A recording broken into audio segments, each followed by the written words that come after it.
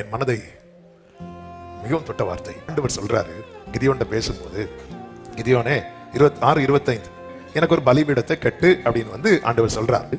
கர்த்தர் தனக்கு சொன்னபடியே செய்தான். ஒரு மனுஷருக்கும் பயப்பட்டபடியினால் அதை பகலிலே செய்யாமல், அவனுக்கு பயம் இருக்கு ஆனாலும் செஞ்சுட்டான். நம்ம பயந்து என்ன செய்ய மாட்டேங்கிறோம்? செய்ய மாட்டேங்கிறோம். குடும்பத்துக்கு பயந்து, சொசைட்டிக்கு பயந்து, கர்த்தர் சொன்னதை செய்யாம இருக்கிறோம். இவனுக்கு குடும்ப பயம் இருக்கு, சொசைட்டி பயம் இருக்கு, இருந்தாலும் செஞ்சுட்டான். செய்யணும்னு ஆசை இருக்கு, ஆனா பயம் செய்ய விடல.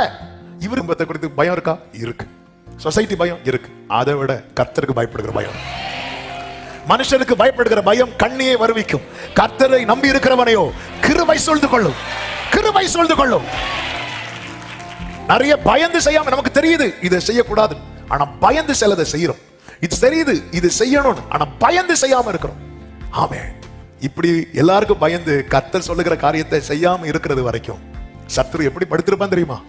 வெட்டுக்களையும் போல அவன் ஜாலியா தூங்குவான்.